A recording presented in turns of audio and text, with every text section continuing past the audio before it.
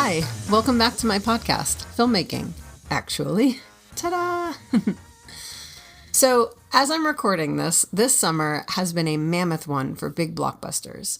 And while I don't usually review movies, I'm more of one of those Andy Warhol mindset people where, let everyone talk about the art while you just go and keep making more. But this summer, there was something different about the movies, and I kind of want to talk about it because I think it's important, especially for independent filmmakers.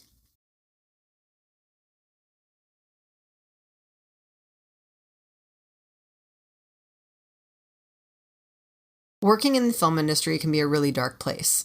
There's a lot of people who low key and not so low key, they kind of make you feel like you're not good enough. There's all kinds of weird things about how things supposedly work and a bunch of just disjointed chaos where it can feel like you're trying to make a cake at a bakery. And, you think working at a bake shop, everyone's focus would be on making the yummiest and hopefully most non-toxic cake possible. And, people would be fairly paid for their work and the bakery would make a profit so it can stay in business. But the film industry analogy of that bakery, it's like the baker wants to make a really yummy, healthy cake, but their kid is there and wants the most sugar possible. And then the bake shop owner just wants the tax write-offs and the profits and kind of doesn't care if, maybe some cement gets mixed into the flour and it's cheaper than flour. Who's going to know? And the person stocking the shelves just wants their paycheck and maybe doesn't even like cake. That's kind of what it feels like working in the film industry sometimes, or at least working in independent film. It can feel like everybody around you is chasing something different. And in my opinion, the best, most cohesive film projects are the ones where everybody is working together and they all want the same thing. An amazing film that impacts audiences and has some sort of hopefully positive effect on the world. Now, one of the reasons I love going to big festivals like Sundance is because every year I'm reminded that the industry doesn't actually suck as a whole. There are people out there who care about making movies and they care about the filmmakers and the storytellers who are out there covered in flour making amazing cakes that people want to eat. All right, I'll stop with the cake analogy. But my main point is that as you go forward, especially in indie film, but even from what I've heard from my friends who are still in traditional Hollywood and from what it was like when I was more Hollywood focused and less indie focused, after enough time, you start to feel like if you're not adding cement into the flour of your film, you're never going to make it. Okay, that was another cake analogy. But you start to feel like if you're not shaving off pieces of yourself or like conforming to fit a mold or making things just as cheaply as possible, and there's so many people out there selling like film is a business and here's your business plan and buy my business plan. They're all selling you something. You get told all the time that you can't and you have to do this and you have to do that. But when you dig down on those things, they're usually wrong. And this summer, I think the box office showed that. At least for a specific thing about film that I'm going to talk about in a second. Stay tuned. Okay, for real though. I could go back and say that there's been incredibly successful films that also check these boxes. I mean, Top Gun Maverick is the first one that comes to mind. But I'm going to focus on this summer because there's been such a concentration of them, just one after the other after the other. Sometimes a movie can just be a movie. It can just tell a story. The good guys can win. The bad guys can lose. I mean, I had a friend who once said that movies were their escape and life was hard enough. They don't need to be reminded how much everything sucked when they were watching a film that just rubs their face in it. For what it's worth, most audiences don't love that. There are groups of people who do, and there are people who, are kind of drawn to that, but that's not the vast majority of audiences. And if you follow films that kind of follow that formula, they don't do as well, for the most part, on average, as other types of films. That doesn't mean you can't make those films. There's not an audience for those films. I'm just talking about the average person who's sitting here with their independent film script and they're kind of going, what do I have to change to make people like me? That's kind of what I want to address here. So, I'm going to pick 5 movies that have come out over the spring and summer and why I think they matter specifically to independent film. I know they're big blockbusters, but my podcast is mostly for independent filmmakers. Now, my thesis, if you will, in all of these movies, the world doesn't suck. I mean, it does. There's definitely parts of the world that suck. But as a general whole, in all of these movies, the end message of the movie is not the world sucks. The bad guy loses. Representation is just organically included in the absolute best way. And the representation, like, people don't even talk about is included in, like, the best way. The stories are real, but they're not in the way that, like, real stories get shoved on indie filmmakers.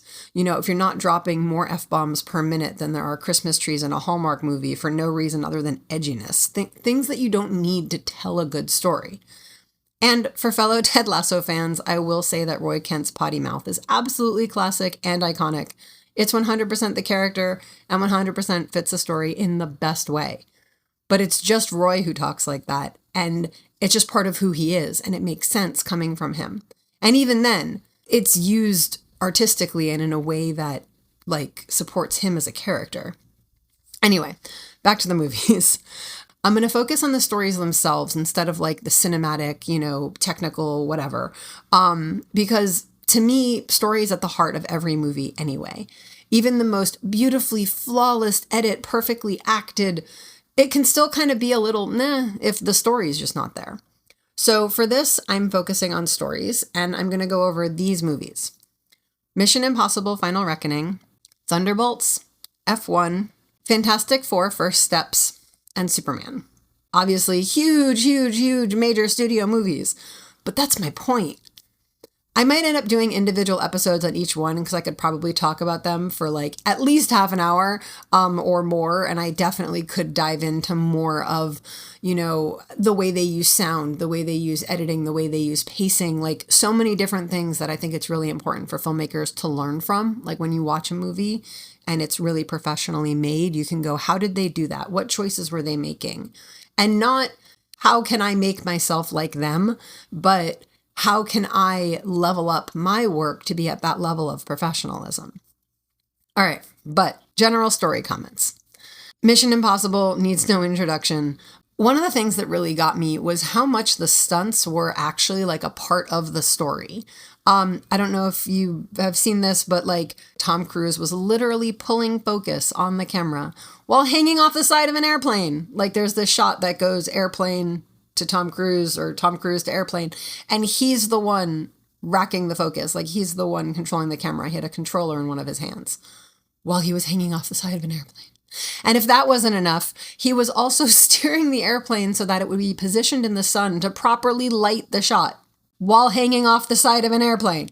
Anyway, I digress. The point is that it was all around the story, all of the different choices that they made.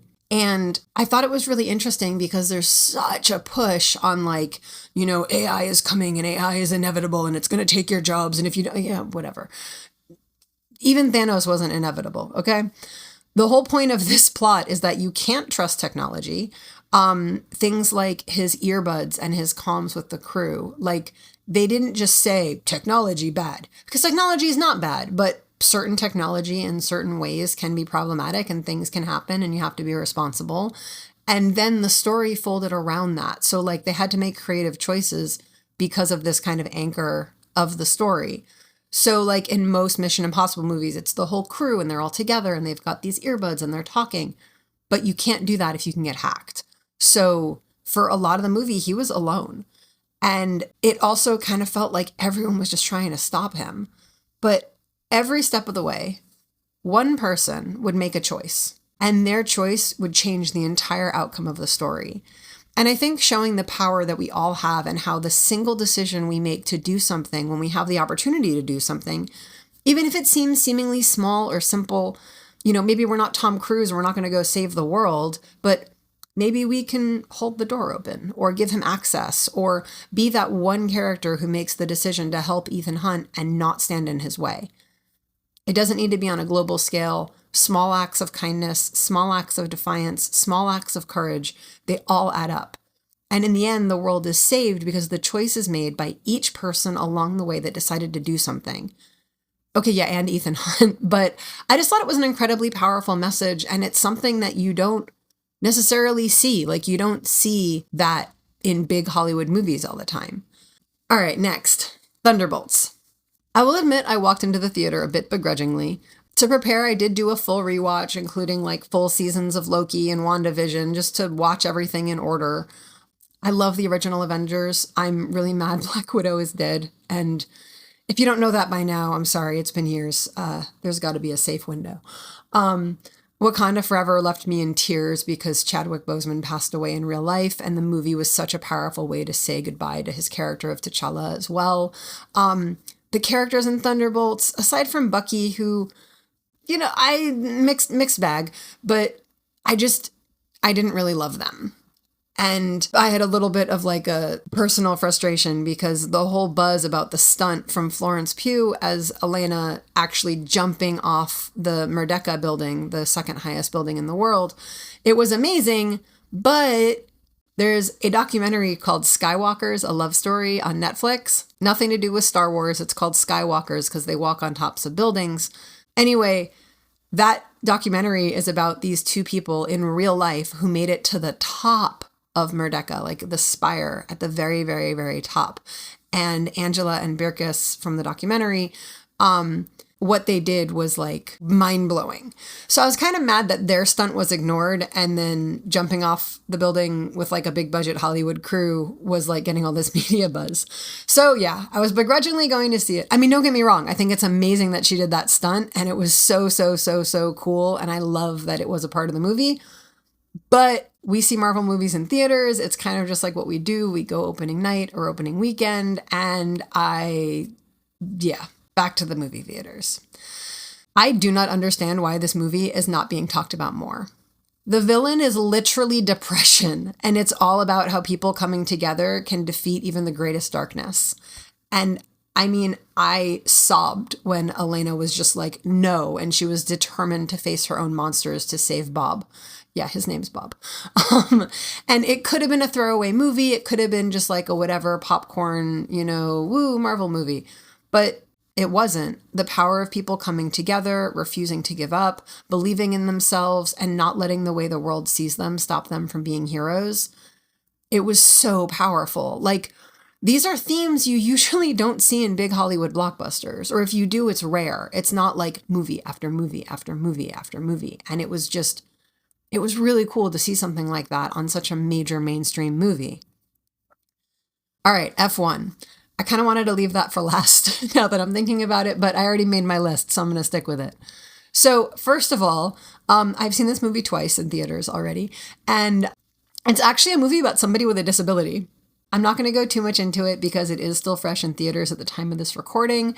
If you haven't seen it yet, run, don't walk. I'm not going to spoil it, but after I saw it the second time, I realized it literally features someone with a disability, and it's such a natural part of the story that I didn't even stop to think about it and be like, whoa, that's cool representation. It just was.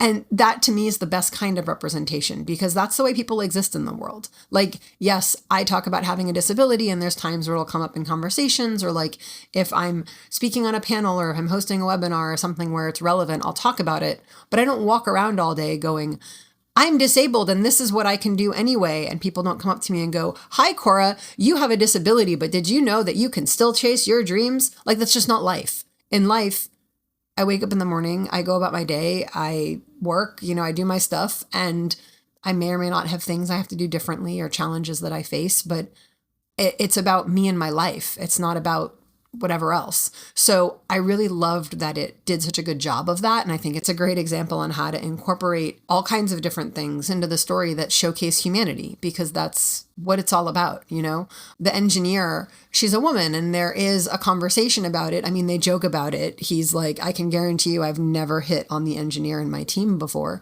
because she's the only female. She says that like part of winning for her, what it would mean. But it's not like she's not constantly talking about it and like pulling all the focus on, she's like, I'm female and I'm going to prove you all wrong. And I'm female and trust me, there are problems in this world and it is hard. And I get judged so often whenever people are like, I didn't know you could do that. I'm like, what? Why? And they're like, because you look like a 25-year-old girl. And I'm like, wow, how many 25-year-old men start like billion-dollar companies? Anyway, so also I'm not 25, but anyway, I digress. The elements are there, And they're just organic and they're just human and they're included in just the right amount, in my opinion. Again, people just naturally existing in the world, chasing their dreams, not giving up, not being bullied into quitting when it feels like everything's falling apart, not deciding that it's too hard and it's never going to work, just showing up, training, pushing, learning, growing. They don't just magically have it all figured out. I mean, there's a time and a place for a Hallmark movie, but that's, a Hallmark movie. These people are all really qualified to do their jobs. Some of them are probably the best people in their industry. They work as a team. They learn together. They grow together. I won't spoil it, but it's so good. Also, one of my friends did the dialogue mix and his coworkers worked on the sound. And it's a really, really well-made movie. It's also directed by the same director who did Top Gun Maverick. So there's that. But yeah, it was so refreshing and surprising and unexpected of a movie. I know I'm being a little bit vague, but I am going to put out this podcast close to it still being in theaters, and I don't want to ruin it. Just go see it. All right. Fantastic Four. Talk about representation on screen. I went back and forth on how I wanted to talk about this because part of me felt like I should talk about the elephant in the room. And then I decided that I'm just going to normalize that we should be able to normally talk about this. And if you have a problem with it, great. I don't make any money off this podcast. And if you don't want to listen to it anymore, you're literally cutting off your nose to spite your face. So good luck with that. Sorry. People are like, what? What is she talking about? Jewish people in the film industry. Yeah, Jewish people in the film industry. You might not know this if you're not Jewish or if you're just not an evil person, but Jewish filmmakers are being cut from places in Hollywood, left, right, and center.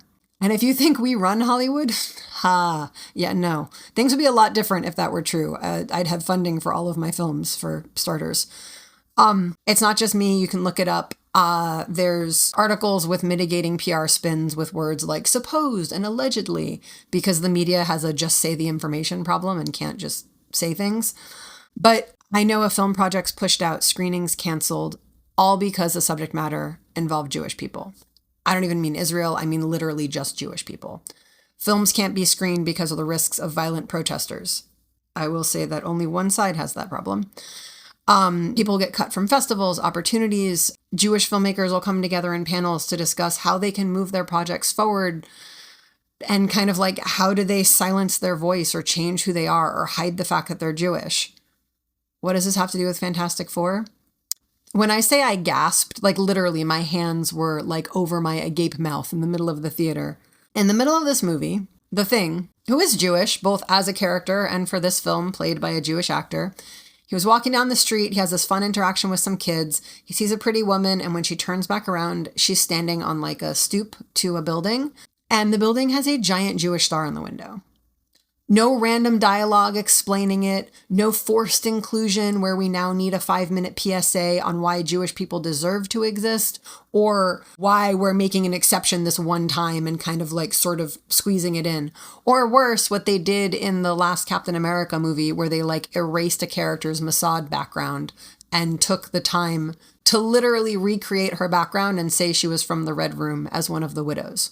Like, they didn't even need to have that conversation, but they spent screen time erasing the fact that she was Israeli. Like, come on. People just are. They just exist. And there's a whole scene later inside a synagogue with books in Hebrew on the shelves, and there's more Jewish symbols, like, just right there on screen. They don't even use the word synagogue. They don't say like, hi, I know you're Jewish. Welcome to this Jewish space. Let's have a whole Jewish conversation. They literally don't. He walks in. Big scary things are happening. The world's ending. It's a superhero movie. So of course, big scary things are happening. That's not a spoiler, but she just asks him like, are you in need of spiritual guidance? And that's it. She doesn't say like, would you like to speak to the rabbi? She doesn't say anything. It's just because people exist. And to see that, like, after how hard it has been to be Jewish these last few years, and if you are part of any other community that has been being pushed out or shut down or made to feel less than, and I'm not talking about any specific community, I'm literally saying any community. Let me just tell you how I broke down. I literally sobbed just seeing just people on a big screen in a Marvel movie. Like, I was shook in the best way. So why does this matter for independent filmmakers? Because of those questions that get asked at panels and workshops and festivals, and even just the undertones of pitches from people, that some form of how do I make my story mainstream and how do I make you like it? I cannot tell you how many times people come to me and they're like, I have a script. It's about an independent, strong LGBTQA woman who is, doing XYZ. And I'm like, okay, what's the plot? Like, why are you coming to me with that information first? What's the story about? Like, does she have a personality, or is the entire thing about the fact that she's a woman? I mean, not to be whatever, but being a woman's kind of boring. Like, that's not a story. That's just a thing. Like, what's the story? The real underlying question that I kind of hear in the subtext of when people are having these conversations is, how do I get investors to think I'm good enough and worth it? And below that is, how can I fold myself into pieces to make me something you associate with as good and want to support? And how much of myself should I twist to become accepted? And I'm going to answer that question now with Fantastic Four playing in theaters around the world. And at the time of this recording, it is the top movie in box offices. Don't fold yourself into pieces where you don't even see who you are anymore. Yes, Fantastic Four, it's totally a popcorn blockbuster. It's fun. It's exciting. It also shows the power of a mother's love and, what can happen when someone maybe isn't trained on PR, yet they're the public facing person for your group. And it also randomly shows that Jewish people can exist. Even after a packed summer of movies where you could argue people are tired of going to the theater. No, people are remembering why movie theaters exist and what's so great about them in the first place. So yeah, Fantastic Four. Another happy ending, another people working together, another doing the hard thing because it's the right thing. All of that. And that brings me to Superman. If you don't know, Superman was created by Jewish creatives who wanted to create a comic book character, someone who couldn't be hurt. And for the first time with this movie, Superman was also played by a Jewish actor. I know there's a lot of political projection onto the movie. Please keep in mind this was filmed a year ago and it was written years before that. So if there's any relevancy to current events, it literally is a coincidence unless James Gunn has a time machine that we don't know about. If that's not enough to stop the conversation, I'm just going to say, look at the flag of Moravia, the aggressor country in the movie. Okay, now we're going to go back to talking about the movie. So maybe it is a good thing that I left that for last because this is a movie that the world really needs right now. You've probably seen the memes if you're anywhere on any form of social media. Kindness is the real punk rock. And when I heard that line, again, we saw it opening weekend. The media hadn't blown up about it. And when I heard that line, I was like, oh, that's good. And then I started seeing it everywhere. And I was just like, that is genius. It's such a good line. And it's so what we need. There's also themes in the movie sometimes you can actually stop wars, save people's lives, and the media will still make you out to be the villain.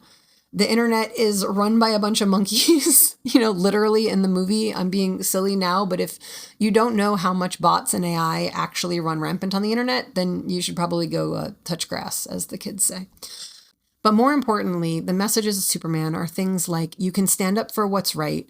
You can try to mitigate damage as you're trying to stop people from doing things that are bad. When you are put in impossible situations, you still have a choice. And who you are is defined by who you decide to be. I mean, literally, talk about a strong female character.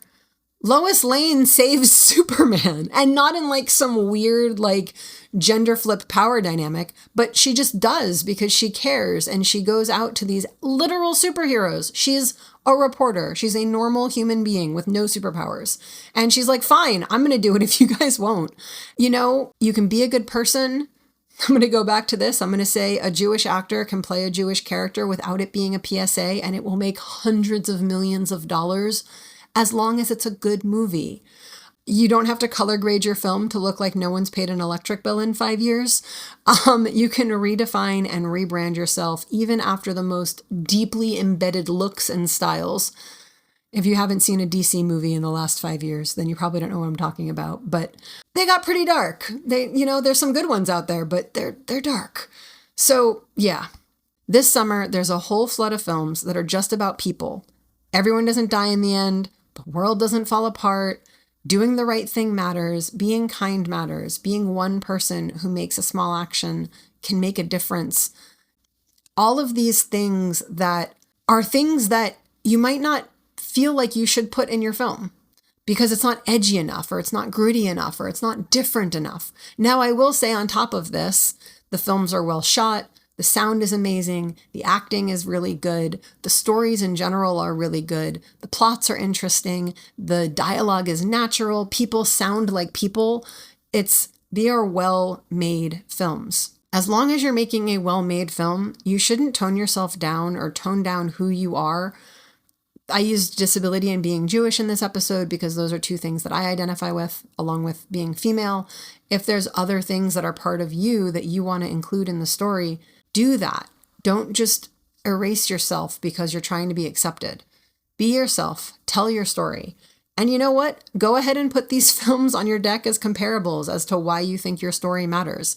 And when an investor looks at it and they're like, I'm sorry, you're making a $500,000 indie drama and you think that it compares to Superman? If nothing else, it'll be a conversation. And if you understand why, you can then have a conversation and maybe that'll impress the investor. In the world, there are more good people than bad. And the vast majority of people just want to be reminded, why things matter, and that kindness is the real punk rock. So don't forget that.